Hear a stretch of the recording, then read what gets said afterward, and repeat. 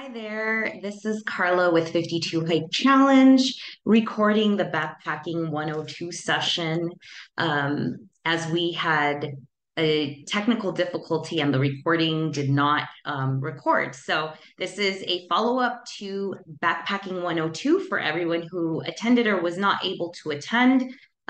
This Backpacking 102 class is brought to you by Highlander Adventure, which I will talk to you at the end at the presentation about what they do and how you can join a backpacking event where they take care of most of the logistics. So this class is the second part to Backpacking 101. And so there's so much to learn about backpacking, and I do hope that this presentation is going to give you some more to think about. Okay, so our agenda for today is going to be researching and reserving permits, and I'm actually going to walk through and show you that process. We're going to talk about leave no trace for backpacking, what you need to consider camping, staying clean, backpacking meals, minimizing your campfire impact. We're going to talk about rain, heat, and altitude. Okay, so one of the things that I wanted to talk about was when you pick your location that you want to hike at, you need or backpack at, you need to find out if there's going to be permits needed. And so last time for Backpacking 101, we touched on how to find locations, but we didn't really touch on the details of how to actually get the permits. So we're going to walk through that in a little bit. First, I'm going to go through the slides and then I'll show you that information. So basically, when you figure out like where you want to go, so we're going to focus on Big Pine area for now. And you need to research like who manages the land and where do you get the permits. So some places require permits or allow you to start booking permits 6 months in advance.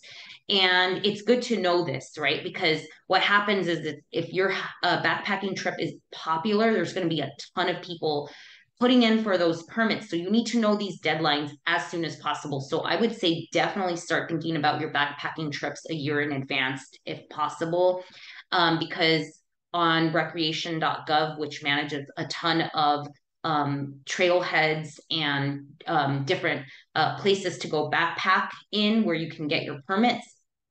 They open up the permits 6 months in advance. So that means you can book for a future date like 6 months prior. And for example, on recreation.gov, reservations start at 7 a.m. on the day of. So let me kind of walk you through this so you can further understand where I'm going with all of this. So for example, I'm focusing on Big Pine Lakes right now. So I went and just did a quick Google search and I said, who manages Big Pine Lakes Trail? And it immediately said the Forest Service does.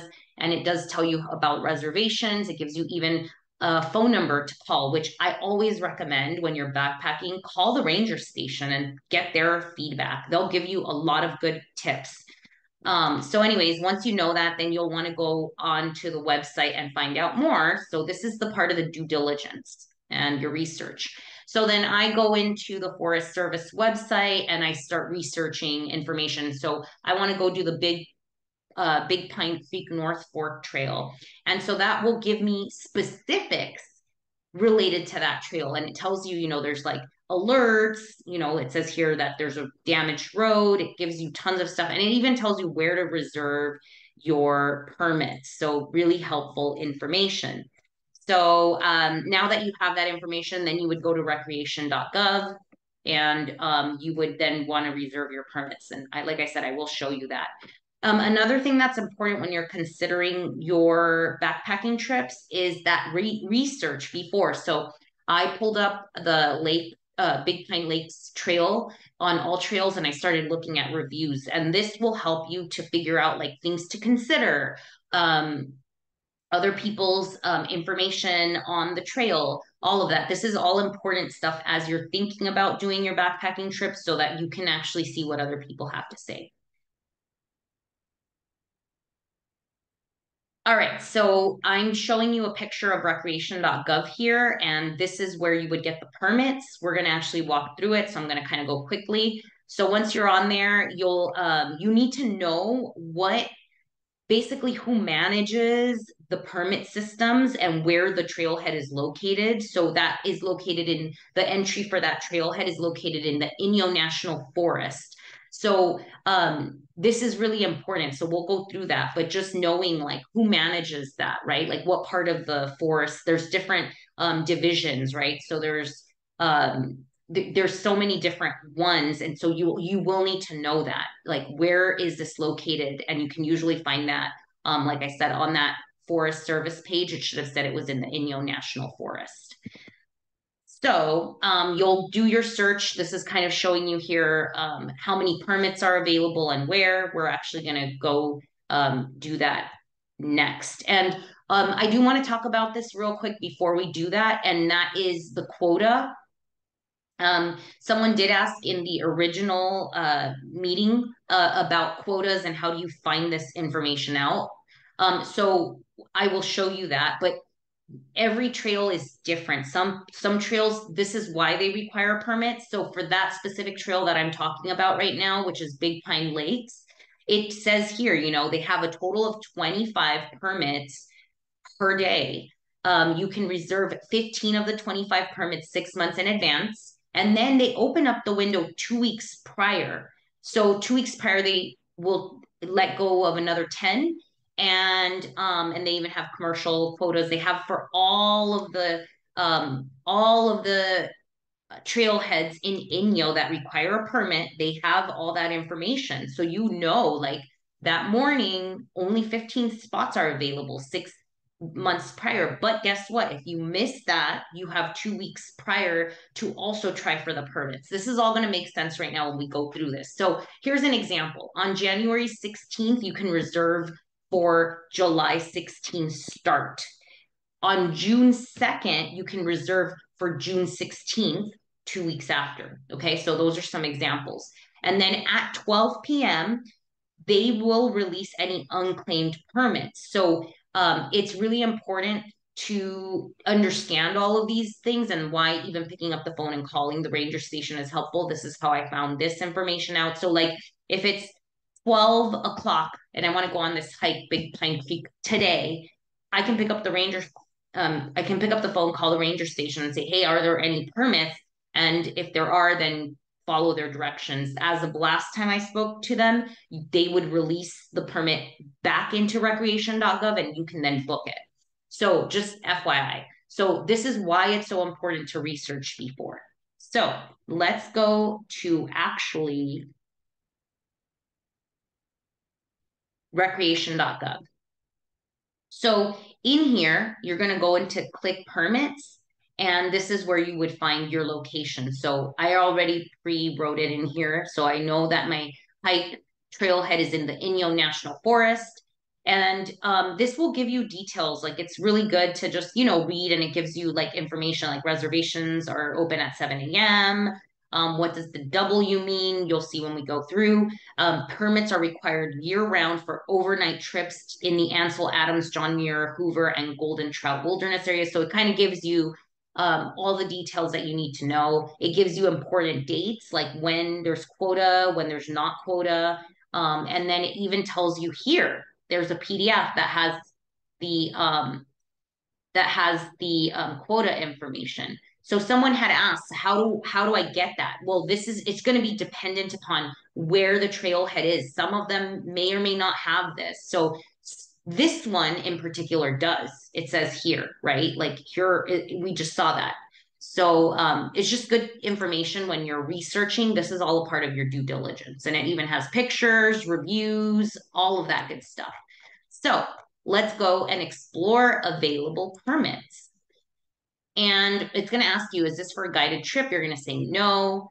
And then you're going to say it's an overnight permit. This is, if you were going to do Mount Whitney, but right now we're sticking to Big Pine Lakes as an example. So for it, if I'm booking for 2 weeks from now, then I would be looking at the 21st. And you can just quickly here say, okay, I just wanted, let's just say it's just one person. It says, hey, there's tons of permits available. Okay.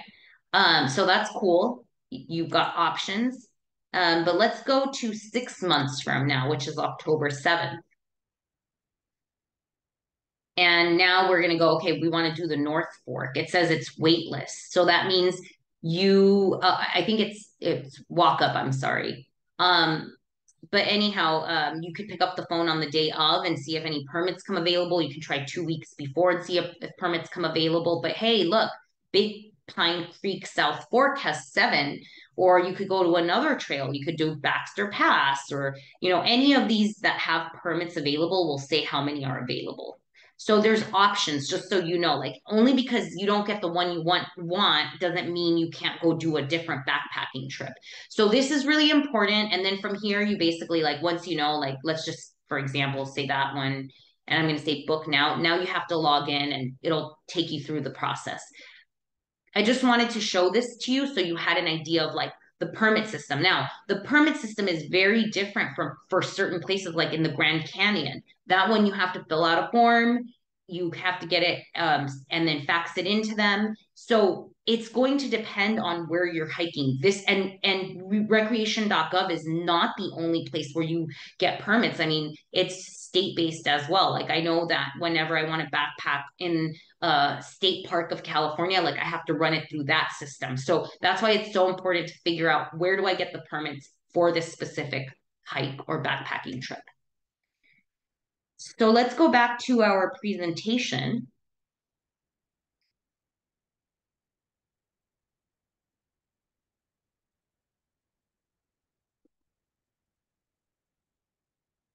Okay, so something that I wanted to touch on is that once you pick your location, you really always want to have like a really good map. So there's a lot of ways of getting these maps, by the way, but I like this Tom Harrison map, or National Geographic has maps of tons of places that also are very good maps and are like made with paper that's already like laminated. So if it gets wet, you're not going to lose your map. If you print it at home, if it gets wet, different story, but always make sure to keep your maps in a Ziploc bag.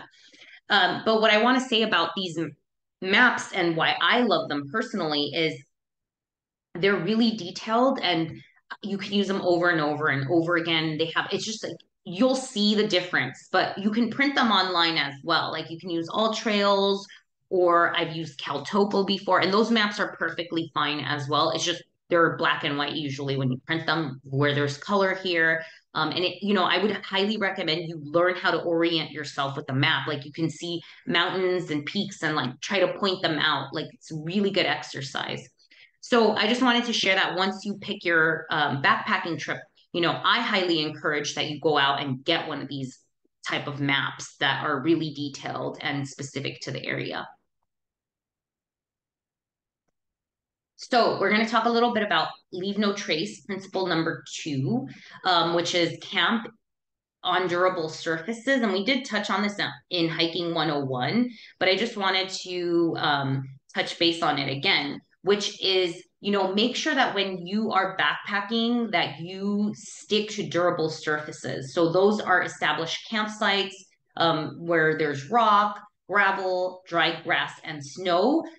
Be aware of living soil, which is cryptobiotic soil, which usually it kind of has this bumpy black top crust. So that's living and that's creating new life. So you want to stay away from that. You want to stay away from meadows.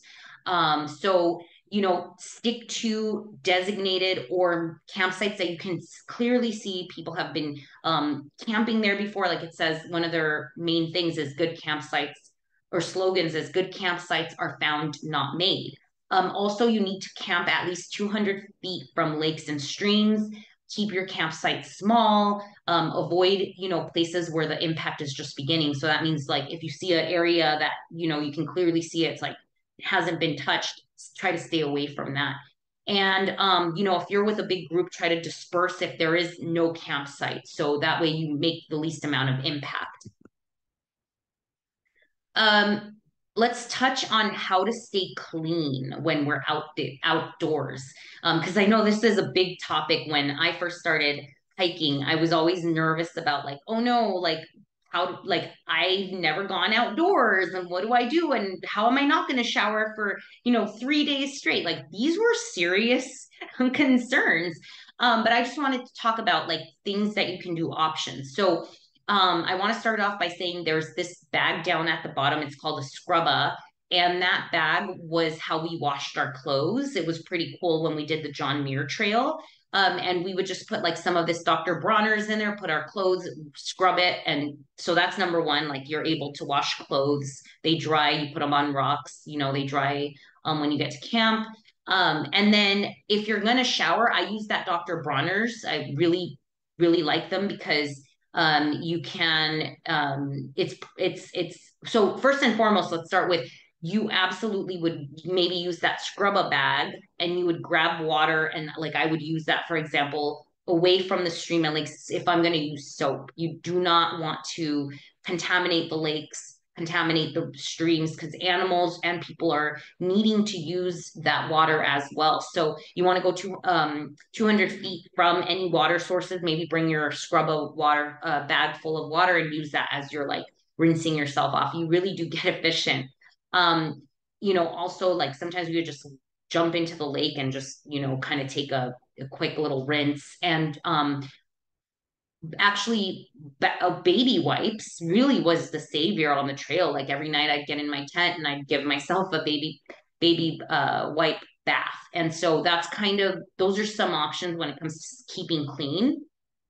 And try to stick to biodegradable, soaps if you're going to use them again, and don't go near the water and contaminate the water, but come up with a way that you can bring water from the stream or the lake out, and so that you can take that shower and feel good about it. Um, so there all also are shower bags, by the way. I mean, I'm not even bringing those up, and those are pretty efficient as well. But I always am from the thought of you're going to want to minimize your pack as much as possible. So try to find ways to make one thing good for use for something else. So like I said, the scrubba bag served multiple things. It was for washing clothes and then carrying water. The other thing is, and we're going to talk a little bit more about this, but like, if you're going to go to the restroom, make sure that you're digging your cat holes and finding out what the rules are. So, like, for example, if you're going to do Mount Whitney, you have to pack it in and pack it out with a wag bag.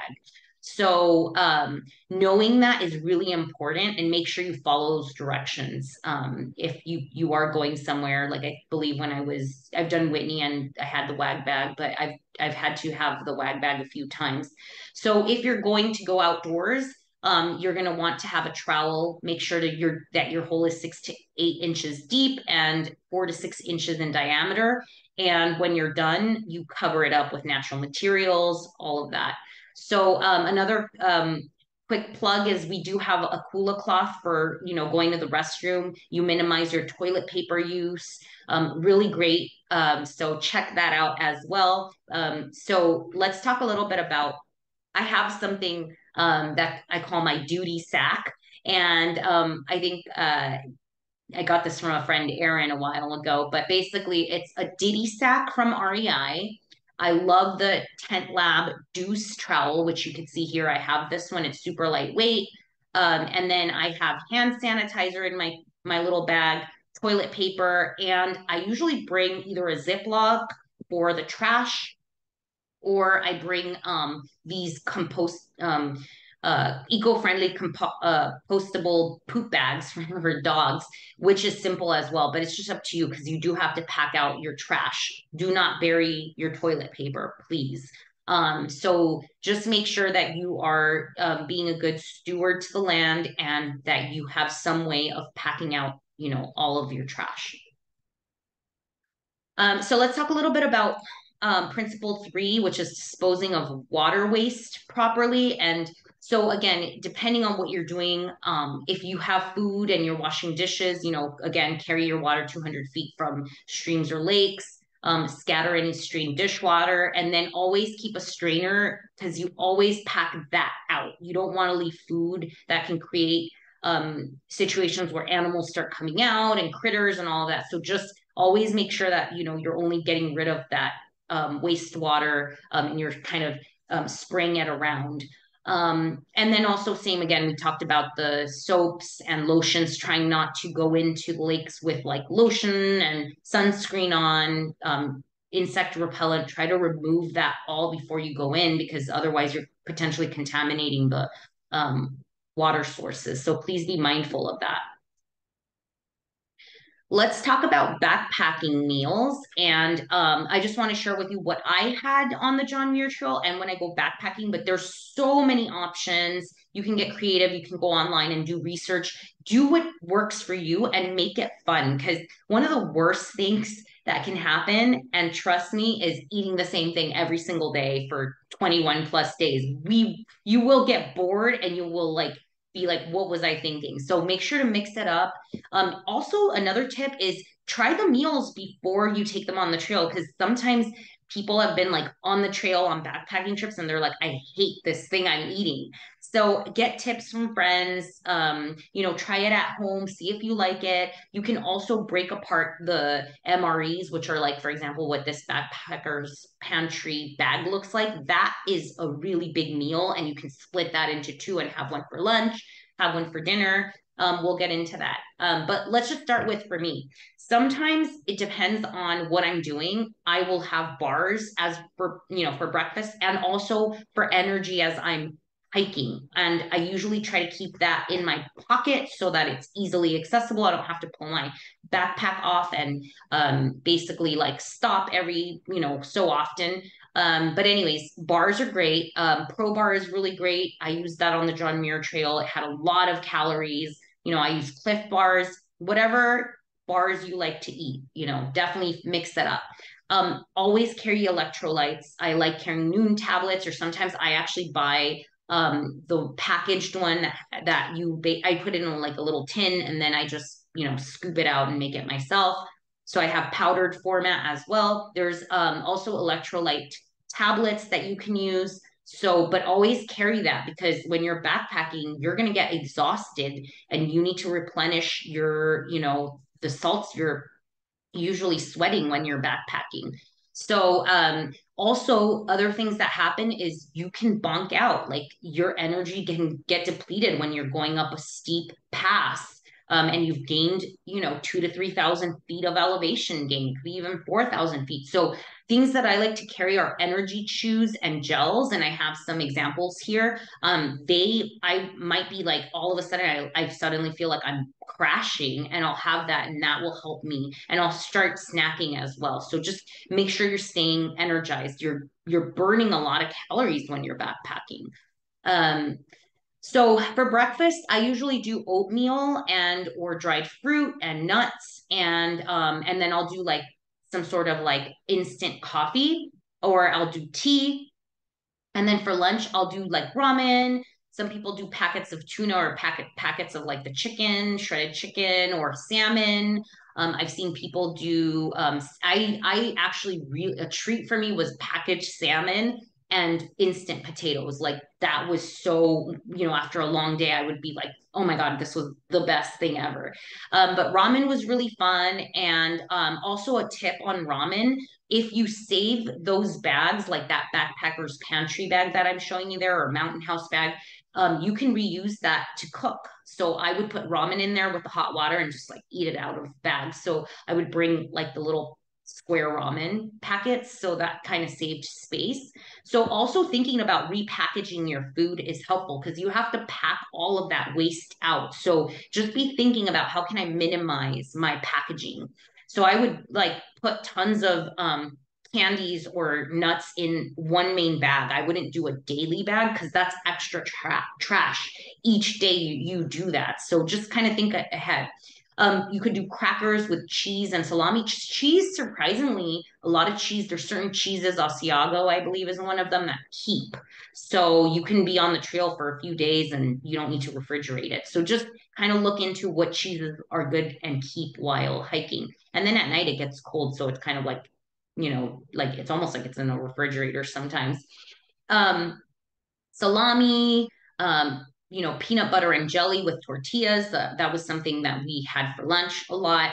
And then for dinner, like I said, there's these MREs, which are like anything like a mountain house or this backpacker's pantry. And you can, again, like I said, split those up and share with a friend, or either way, one of the best things is get tips so that you're not the person who has to pack out their food. You're not supposed to leave your food in a hole. You're supposed to eat everything. So don't be the person who's like, oh no, I really don't like my food. And like now you have to carry an extra, 2 pounds, 3 pounds because your food, when it rehydrates, gets heavy and you have to pack that out. So hopefully that was helpful. So let's talk a little bit about campfires, minimizing your campfire impacts, and also I had received a question about what stove should I get, and so for me, I like the Jetboil, but there's so many different options. If you're into ultra lightweight, there's like a Whisper Light and from MSR, like there's so many different types of stoves. I like the Jetboil personally. I don't mind the extra weight.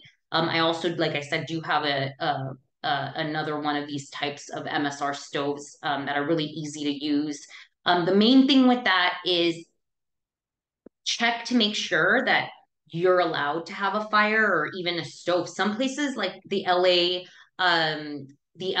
forest requires you to actually get a permit so that you can have a stove and open flame. So making sure that you are mindful if campfires are allowed is super, super important.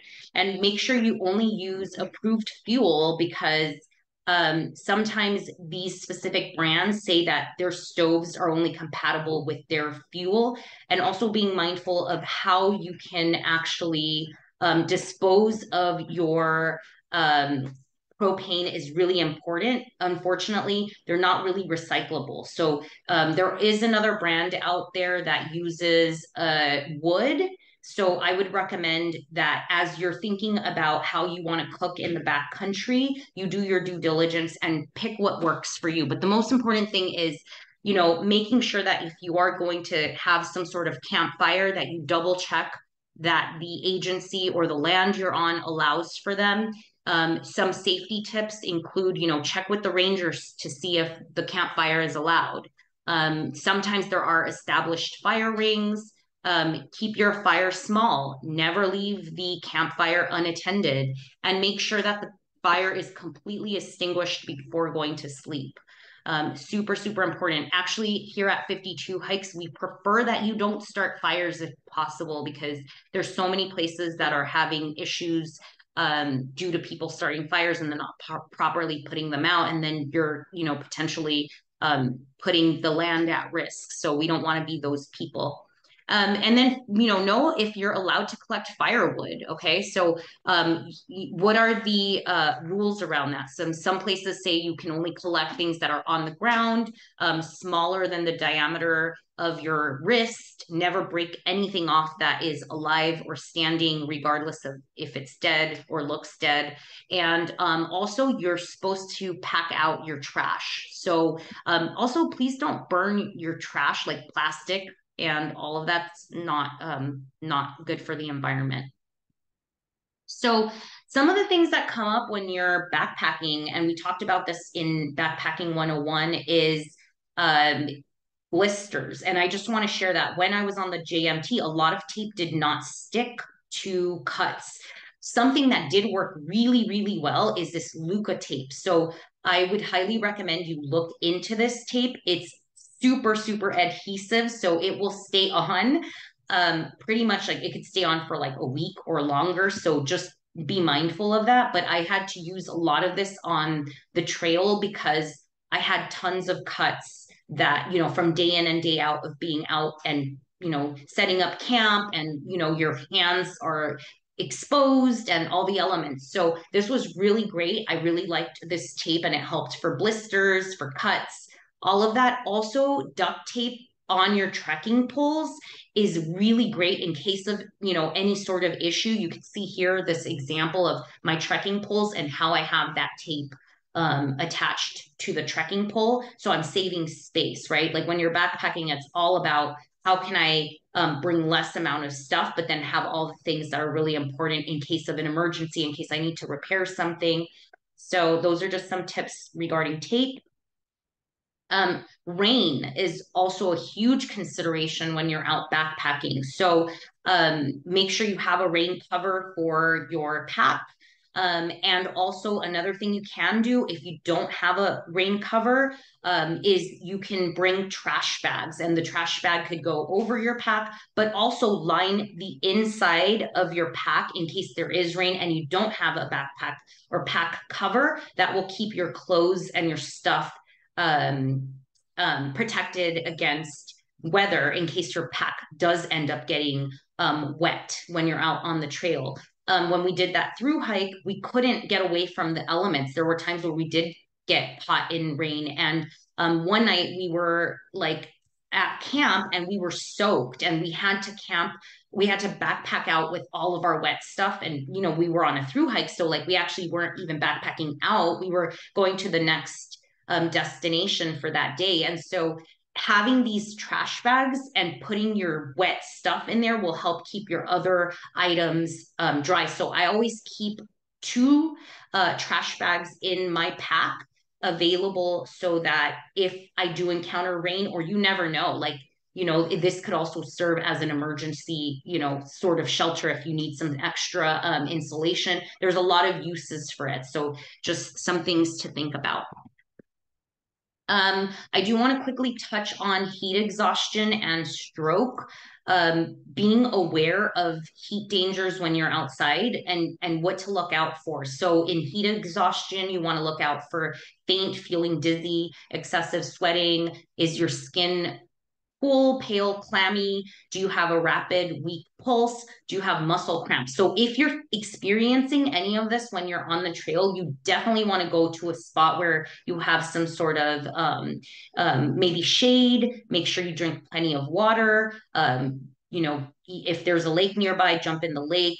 And then just see how you're feeling within like 15 to 30 minutes. If you're still not feeling well, then it's time to turn around or get help. And then also, if you experience any of these symptoms, throbbing headache, you're not sweating, you have red, hot, dry skin, rapid, strong pulse, feeling like a loss of consciousness, that could potentially be heat stroke, which is life threatening, and you need to actually get help right away.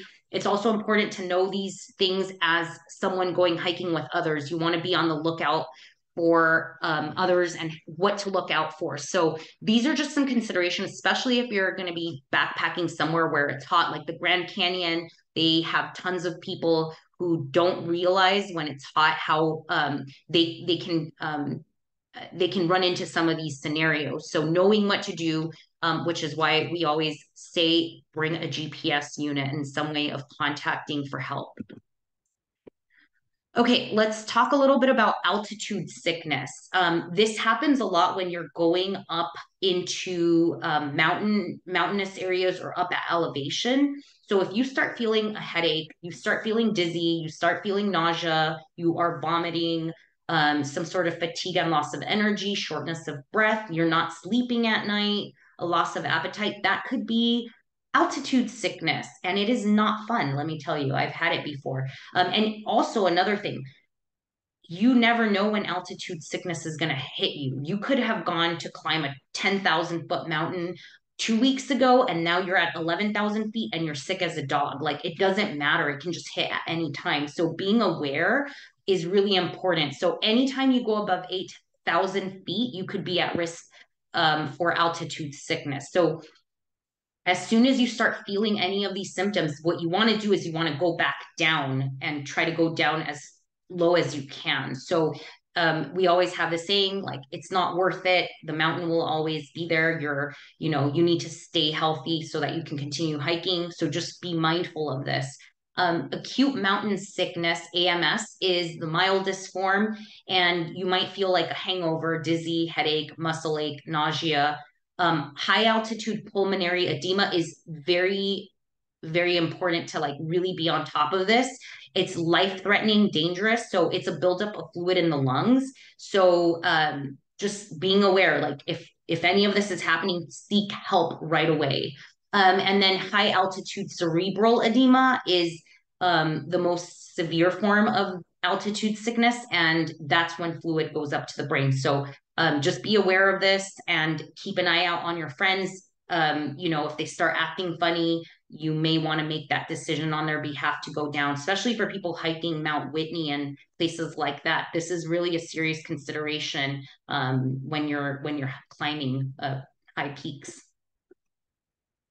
All right, so that was it for our hiking and actually backpacking 102 class. But I do want to touch on an event that may inspire you to backpack. Highlander, they do have a couple of different events happening in the US this year. They have the Big Bear and North Lake Tahoe events in California, Ogden, Utah, and Montana. So let me tell you a little bit about Highlander. I did it last year. It was super fun. They basically you register. They take care of all of the food and water, the educational and leisure activities for when you get to camp. They have medical and search and rescue personnel on standby and maps. And then at the end, there's a celebration. So it's super fun. And I'm planning to be there this year. So hopefully I'll see you there. They do have a 100-mile, 65-mile, 34-mile, and 18-mile program that you can pick from. And if you say we sent you and you use Hike 20, you can get 20% off through the 10th of April. So yeah, I hope you guys check them out. And there's a code here that you can, there's a link to them as well that you can use when you check them out. Other than that, we have our spring series that's currently available to you if you want to hike and start prepping for some backpacking. We have the spring series, which goes through from March 20th through June 11th. And it's we want you to get out for 115 minutes for the next 12 weeks, which is 30 hours total. So those are some things to help keep you inspired. And I'm going to actually answer a couple of quick questions that were asked on the call so that we get all of the things answered. So someone had asked about quota documents, and like I said, that's going to be dependent upon where you're hiking, and so that can be found on the recreation.gov or whatever manager is managing the land you will be backpacking on. So let's see. Someone wanted to know a location that is easy for a first backpacking trip. So that I always say, how do I find backpacking trips? I would actually highly recommend that you check out your local REI or outdoor retailer and ask for recommendations. They usually have someone that works there that is going to be able to point you in the right direction. They might be able to point you to a book. Also, there are forums online, Facebook groups. You can ask friends. Put a post out on social, go and do some research. All Trails also has a search on filter where you can put backpacking and it will help you as you are picking a location. But I always say start with recommendations. That always is kind of like the easiest way. And someone wanted to know if I could explain the entry and exit points on a permit. If it's an out and back trail, do you just list the same trail twice? So yes, the entry point is where you start like the trailhead name for your start. If it's a loop, you're going to exit at the same entry point. And if it's a through hike, then that's going to be different. You're going to start, like, for example, when we did the JMT, we started at Cottonwood Pass and we ended at Happy Trails. So you have to know those points. And also some permits will require you to actually list out where you're going to camp every night. Specifically, when I did the John Muir Trail, they did want to know what the plan was for every night. So before you even get your permit, you may actually have to have your itinerary down. So I used CalTopo to plan my sleeping spots each night. I was trying to stick to like 10 miles each day. And so I would look at the map and say, okay, if I hike from here to here, that's 10 miles. And I'm going to stay in this area. And then I would say to them, like, hey, I'm staying by this lake. So you'll see as you continue your progression of backpacking, I always see start small, right? But you'll have to start learning how to really plan out your backpacking trips. So that answers that question. And I did touch on this. Someone asked about a stove that I recommend. So I did tell her it was the Jetboil. And there was a good tip from Cecilia who said, make sure you have a place nearby so you can get the fuel canisters. They can't be mailed. So yeah, just, during the pandemic, there was a shortage of propane. So stock up when you can. And a lot of times, my last little tip is I'll usually try to bring a brand new propane can with me on backpacking trips, and I'll use the used ones because you can shake them and kind of feel how much fuel is left in them. I'll usually use those for camping trips. So that's it for today. I hope this was helpful. Feel free to leave a comment, email me if you have other questions, but I hope that you guys check out Highlander, and I hope this answered all of your questions, and I'll see you at the next talk.